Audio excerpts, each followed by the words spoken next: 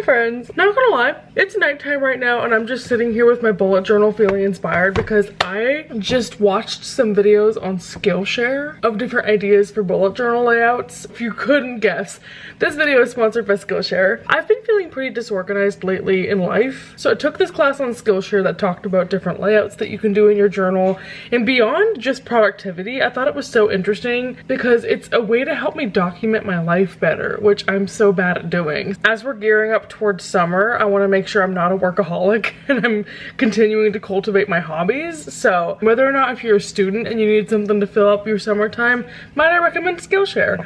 Skillshare is the largest online learning community that's built for creatives, so it has things all about illustration, graphic design, or maybe photography or music is more your scene. For me, I enjoy classes about productivity, obviously, and like marketing. And there's much more beyond that. There are thousands of different classes that you can take to help you either learn a subject from brand new or help you finesse it if you're already an expert. It's taught by industry experts. The way the classes are set up is that you can stream them on demand. The lessons are stackable. You can do them at your pace. And also you can get feedback from people who have also taken the class and make it more interactive. Like I said, with summer approaching, it's the perfect time to pick up a new skill or build on one that you already have. Great news, the first 500 people who sign up with my link down below will get a free whole month, which is access to so much content, so really hope that you take advantage of that and click the link down below. And if you are a bullet journaler, let me know because I want to be part of that lifestyle so bad. Thank you again, Skillshare, for sponsoring this video. I believe I have some books to talk about as well. I'm kind of in shambles about the book I just finished. I don't know if you can tell by the hair. I just finished An Offer from a Gentleman. It's nearly 4 a.m. and I have work in the morning in 4 hours. And I'm sitting here just weeping about it. The tears are gonna keep flowing the more I think about it. I loved this book, and that might be controversial because I can already hear in my head the 1-star reviews of it. This book reinvigorated how much of a hopeless romantic I am. If you haven't been following along in my vlogs, I am currently reading the Bridgerton series, obviously because season 3 is coming out, but this is the third in the series about Benedict, which is a welcome surprise because it's a little bit out of order from how the TV series is being filmed.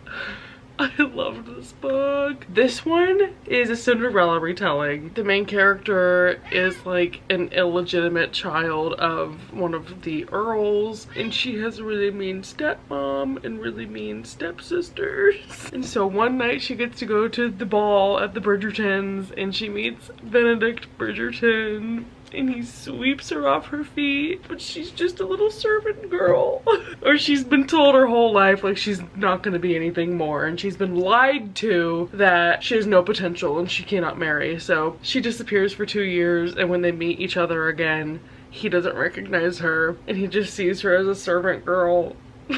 Why am I so crying about this? This book was so good. Genuinely, if you have seen seasons 1 and 2 of the TV show, I would recommend this without even needing to read the first 2 books in the series. I adored it, okay? Julia Quinn is so talented at writing very witty and realistic dialogue. The way that characters confess love for each other, or even before that stage when they're just pining, is written so tangibly. I just finished this and I can't stop crying because it was so sweet. I read this in one sitting. Like, I've been reading this since 9 o'clock. I thought Sophie was such a great character. She was strong, but she also had a really soft side. The only thing that I can pick up on why people would hate this is that Benedict is a little bit violent.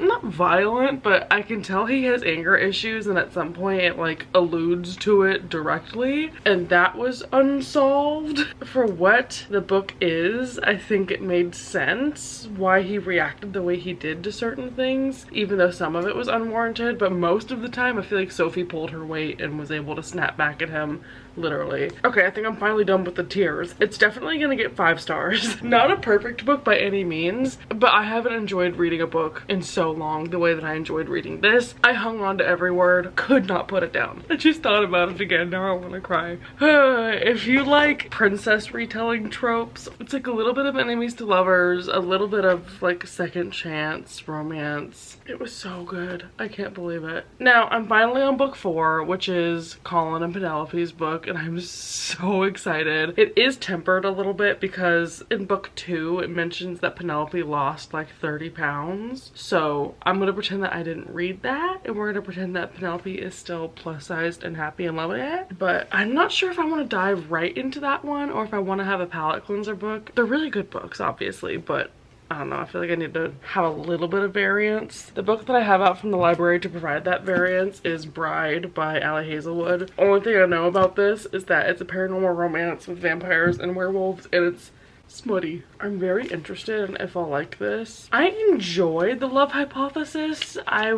That's the only one I've read by her because I really couldn't stomach another Adam Driver romance. It was really easy to read, but was it my favorite content? There's a part of me that really isn't interested in like books about academia or women in STEM. Sorry to be an anti-feminist. Hopefully this is a bit more depraved and action-packed than those, but I just needed to document how I was feeling about 10 minutes ago. I was weeping through the end of that book. It was so good. Good morning. The last thing I want to do right now is record. I told myself I'd vlog this week, and the reason why I haven't is because I'm like so flustered. Right now it's like 10 minutes past when I usually leave for work, and I'm applying my makeup in a haste. I've been really struggling with staying on top of stuff for the past few days. I just get home from work and then lay in bed for 6 hours, not feeling my hottest, which also translates to not really reading because all I'm doing is laying in bed scrolling mindlessly. Last night I saw a TikTok about Resand that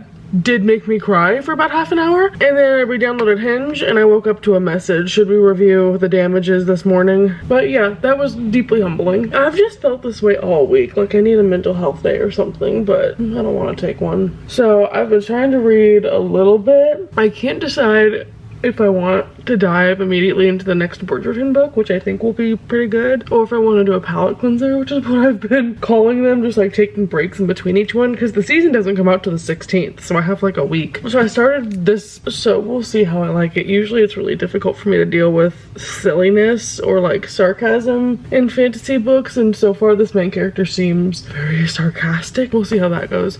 My camera's flashing low battery at me, which means I'm gonna be booted into the ether in like 30 seconds. But that's the majority of my update, is I'm struggling and I'm not reading. Maybe I need to not read a romance book because I cried myself to sleep over it last night. Whatever, we gotta live vicariously, right girls? Okay, I need to speed it up. I gotta go. Happy Thursday. I have not moved my camera from where I last sat it down, so I know that this is the same angle that you got the last time I updated. Don't remember when that was. It's 5 o'clock. I left work early because it's about to rain cats and dogs, but so far there's no rain. I have so much to do at work and I feel so overwhelmed this week that I have not really read. Yesterday I knew I was having a bad day, and if I went home I would just go home and binge eat and lay down and not do anything productive. I don't even mean like productivity, like I need to get stuff done, but like I wouldn't have like took off my makeup. So I called Shelby when I went over there, and that was good. We hung out, I felt distracted. It was what I needed. So I'm gonna try and get ahead with some work right now. And that's the only update that I have. I'm sorry it's boring, but I'm like, it's hard to also be a reader girl when you're a work girl, a girl boss girl. Also, the first Eras tour in Paris was today, and it was so busy I didn't get to watch it at work. And I'm so sad. I have no idea what happened. All I know is that a couple of the eras changed around. I don't know. I'm so sad. I wanted to watch it all live and I couldn't, so my phone's in the other room. There's like 200 messages waiting for me. My camera's still flashing low battery. I forgot to change the battery last time, but I'm almost done with work. It's 5 o'clock. I gotta feed the cats, and then maybe one of these days I'll read my book. I started Bride. I'm not sure how I feel about it yet. I'm like a chapter in. I think I said that last time too. But that's all. Life's hard. Jobs demand a lot of you because you're replaceable. Remember that. Every era had a new outfit, and she played a lot of songs from TTBD, and she played Paris. And she played The Loss of My Life, LOL. Personally, I'm doing really well. LOL is one of my new favorite Taylor Swift songs of all time. Nothing gets me harder than the end of the song talking about, I'm gonna cry if I talk about it, how he burned down their field of dreams, her field of dreams, with just somber eyes. It's fine. And the song ends of hers being like, I'm gonna think about that till the day that I die. In the beginning of the song is her saying, who's gonna stop me from waltzing back into rekindled flames? Rekindled flames? Oh, also, waltzing? You mean a waltz? Like what Lover is? I love LOL so much, and I cannot believe she played it back to back with Paris, and Paris is my favorite Taylor Swift song. She's a billionaire and she doesn't care about me, and this does not affect my life. I literally cried for like half an hour earlier today because I'm pissed that I work at a job where I couldn't have had one afternoon of free time to just fucking watch it and react to it with my friends. Like, my job got so crazy today, I really should have taken a half day. I didn't want to do work, but I got it done. I sent all my emails past like 6 p.m. so I'm set up good for tomorrow, but I'm kind of avoiding seeing videos of it on TikTok and stuff because I kind of want to watch it live tomorrow and pretend like it's the first time I'm seeing it, so it's the first time it ever happened, but whatever. That would have been so fun to watch live and I missed it. I'm in a weird mood. Like, I should probably go for a walk or something. I really need to go to a doctor, a head doctor, a psychologist, because my procrastination has been getting so bad lately, and I'm the kind of person where when I'm overwhelmed I shut down and I don't do anything. I guess there's a word for that, like executive dysfunction maybe. I just want to get diagnosed with something because I feel like I can't function like a normal person.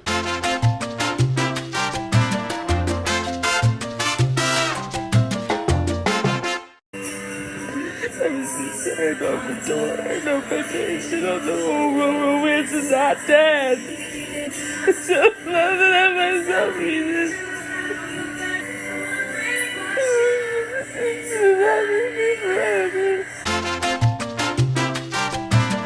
Yeah, the Edward Cullen necklace and Valera shirt combo could send a Victorian child into a tizzy. Hey girls, we have made up for the drama of yesterday by actually watching the Eras tour today live, and yeah, that was worth the wait. I pretended like it was the first time that any of us were seeing it so I wouldn't feel left out, but it was so good!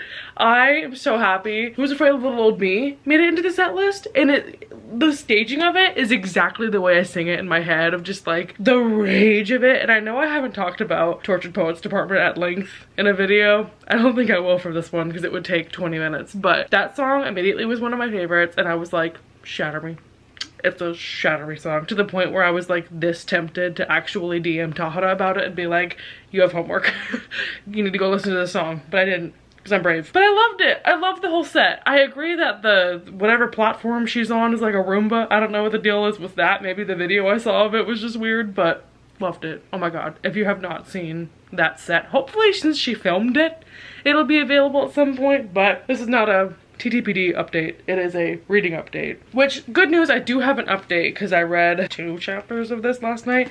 I'm barely even at page 30 into Bride. Here's how I feel so far. We all know that I don't love urban fantasy because I need corny dialogue and phones and current technology separate from fantasy elements, but I thought I was a little bit more forgiving if it's paranormal, like vampire werewolf. I've yet to determine if this will end up being cringe to me. Right now I'm like, it's fine, like the plot is setting up to be fine. I just know from the other book that I've read from her that she does come off a little bit cringy. Like, there's already been a couple of times in this she's making jokes that are so modern, but she's like a vampire. It's weird. I'm gonna give it a go. I'm not that mad at it, so I just need to give it more time to cook. However, other reading update. I have a fun book club. I like to call it audiobook time. Every now and then I'm just in the mood to read out loud to Bonnie, and she is a good participant in being an audiobook listener.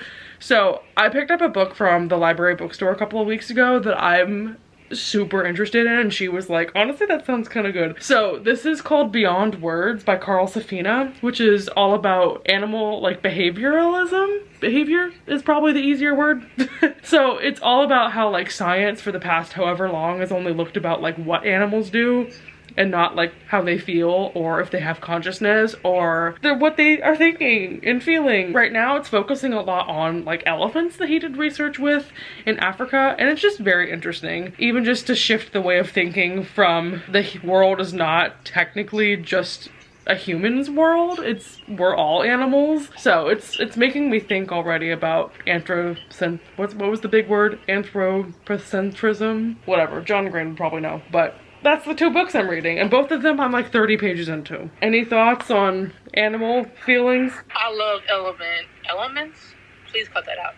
I love elephants. Fuck them poachers. Otherwise today was a lot of a better day. I don't know when the last time I updated was, but Dollar General had a clearance sale this weekend, so I met Shelby's mom at one. Yeah, me hanging out with the MILFs, of course. So I have snacks, I have Mother's Day presents all locked and secured, and I finally found the coconut cream Dr. Pepper that everyone's been talking about in my order from like Sonic and Bahama Bucks, and I literally bought a coconut syrup to make Dr. Pepper coconut Dr. Peppers with. So I found it. This is my first time trying it live for the world. It tastes exactly like the way that I make it, but it's so good. I don't have to do all the manual labor. If you have not had coconut cream Dr. Pepper and you like both of those flavors, this is so good. However, if you can't find it, just buy coconut syrup because this tastes the exact same. Anyway, Gordo is here resting on the pile of other nonfiction books that we sorted through for options to read. I know it's midnight, so I'm probably gonna crash and burn pretty soon, but I'm getting going on reading, and I have a new claw clip and I feel cute in my new TikTok shop Valeris shirt. If the intention for this was to be a palette cleanser, I gotta get moving. So hopefully tomorrow, since Sunday is like Mother's Day and I'll be busy, you know, hanging out with Mother, I need to get some progress done on this, so I'll focus on her instead of if elephants have feelings, which they do. Did you know elephants are matriarchs, and if you disrupt that and poach them, like, they grieve really deeply to the point where all of their family groups break up? And did you know that all the women stick together like child rearing, and the males go off on their own once they reach age because they're annoying and no one wants them around, because the only thing that they want to do is go and fuck around. Meanwhile, the women are like having fun and going and exploring and raising children, and literally it would suck to be a man. It sucks to be a man. So I love women, I love elephants and matriarchs. We should return to that. That was really fun. I have to stop talking about elephants though, so we're gonna continue this. I'm probably gonna fall asleep soon though. So we're waiting on Mother's Day brunch. There's a 3-hour wait. So we came to a Barnes & Noble obviously to wait. It's crazy to me now that romance aisles are like 2 entire aisles. Because I remember back in the day when we had to struggle for like 3 shelves that were all like Nora Roberts. I mean, now we have to struggle with Credence. There's so many options now. Thank you, TikTok. Guten Morgen. Hopefully you're watching this clip at night because we've got some white noise going with my fan and Bonnie on FaceTime, but I can't not go to bed even though I'm half asleep and I have like 9,000 particles of yellow in this shot alone without updating that I did in fact finally get further into this. Today I hung out with my family for Mother's Day, so only got some reading done in the past hour or 2, but I got to page 134, which is a lot farther than I thought, and it's 1 a.m. That's why. I've been reading for like 2 hours now, and I got to say, not to spoil Bonnie, actually this is a good practice in not saying more than I need to in my vlogs. It's picking up for me. I still am having a hard time with the main character being cringe, especially having read Crescent City recently, where I'm just so tired of a main character who is so unserious about serious matters. Did I even give you a synopsis of this book? I guess I can give you a better one now. The main character is a vampire, Slay Bella Swan.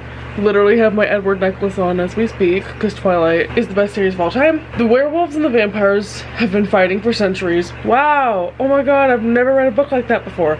But also there's a whole, like, all the humans know about them and they also don't trust them because they're humans. At the beginning of this book, she's getting married off to the alpha of the wolves and they're sending someone to the vampires to get married, and each of the brides is gonna act as like a peacemaking offering so that they can build an alliance and start being friends again. There's also a murder mystery element being added to this because this main character has lived in the human world before for reasons I won't get into, and her best friend disappears.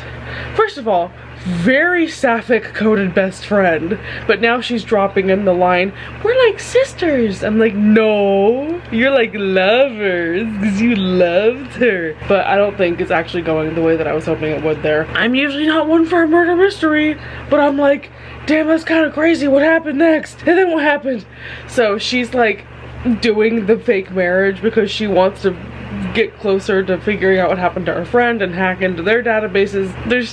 It's very conniving so far, and I do think it's gonna be a little bit predictable with some of the romance plot points because she's being very obvious, dropping some hints. But I literally am in the middle of a chapter and I got so tired I couldn't continue, but talking about it has kind of woken me up, so maybe I'll finish my chapter. I do have to work tomorrow and I have an 8:30 in the morning, so that'll be fun.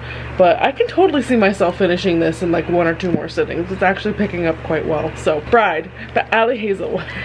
A little bit millennial cringe because the guy is so serious all the time and she's like, oh no, I'm so bad, spank me. Sometimes her dialogue eats. A lot of the time it doesn't. That's how I'm feeling. I can't believe I was only talking for 4 minutes. That felt like 2 hours.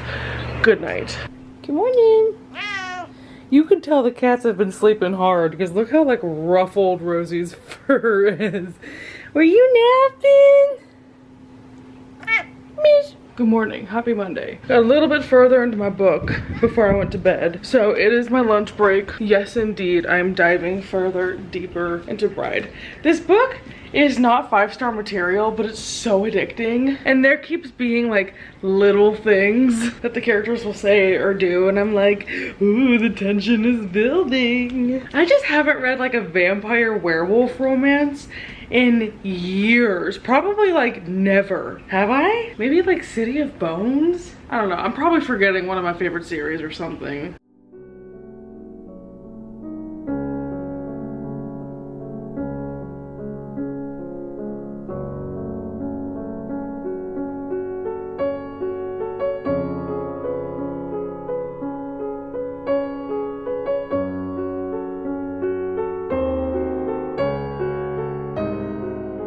Hello. Welcome to after work.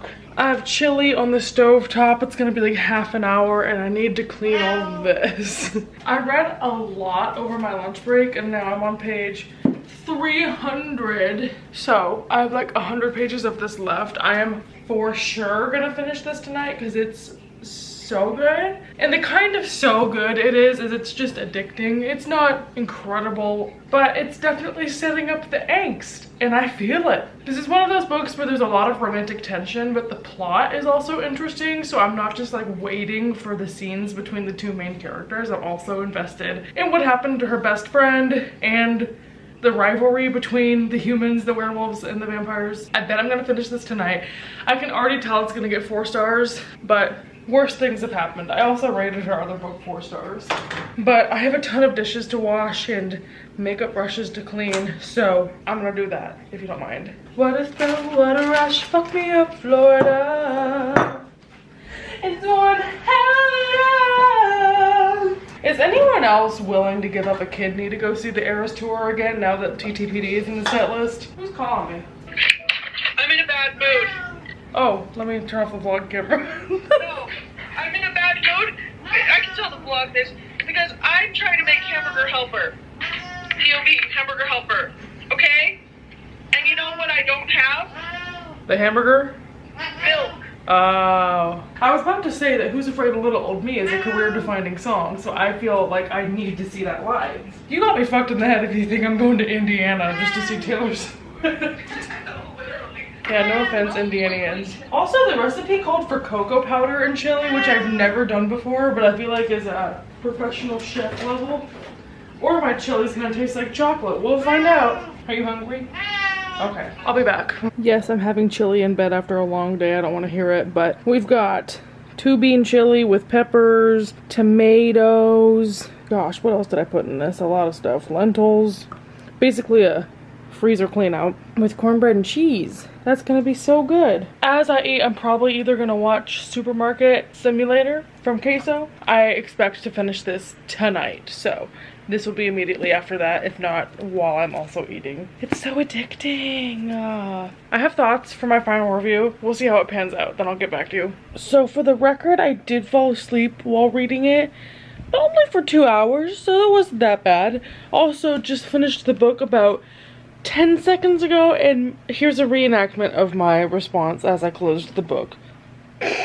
Okay. I feel a bit ridiculous laying down, so let me sit up so we can talk. I'm gonna be honest, I maybe partially finished this book as an avoidance tactic for the guy I'm talking to on Hinge. Just said we should get dinner together. I'm scared. So,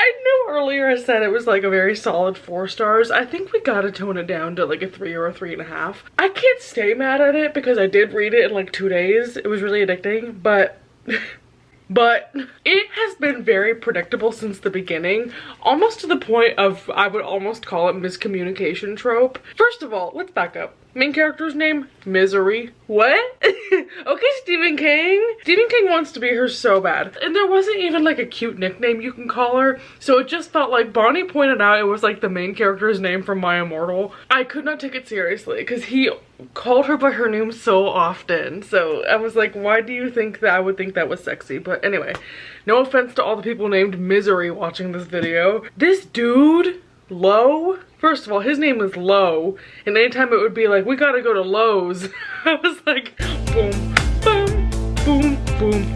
That's the Home Depot theme song. Either way, I was like, we gotta hit up the hardware store, girl. You need a toilet seat, you need some screws and bolts. So the names in this, just terrible. I didn't predict the plot points. Like, I thought the plot twists around the disappeared friend and all that fun stuff was actually pretty good, but the romance you could see from a million miles away. So to pick back up, I said it was like miscommunication trope on crack. This whole book, his eyes dilate every time he looks at her, which, as someone who loves like werewolf alpha kind of romances where you get like that primal, like 2 people are meant for each other, just the intensity of that kind of dynamic of a relationship, I love it. This book squandered it.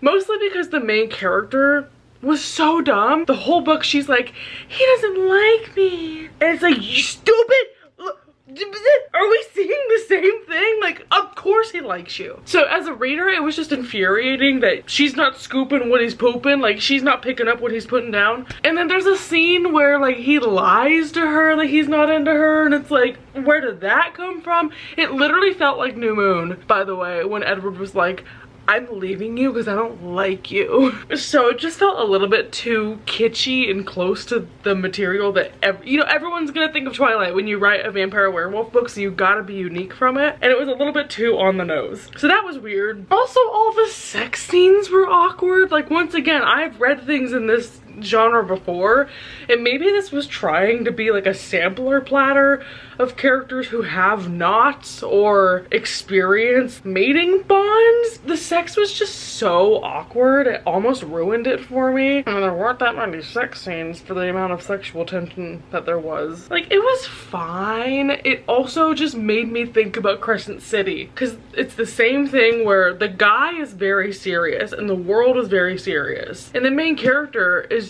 just kind of a silly goose. Like, things would be really intense and she'd be like, I gotta peace out of here. Or there would be fantasy elements, like he would turn into a wolf or be discussing turning into a wolf, and she's like, is your coat pink and glittery? I'm like, shut up! I need my fantasy to be agnostic, and I cannot have just silly geese running around ruining it for me. I'm sad because I thought this was a standalone, and the ending definitely set up for there to be a book 2. I'm gonna give this like 3.5 stars. So with that done,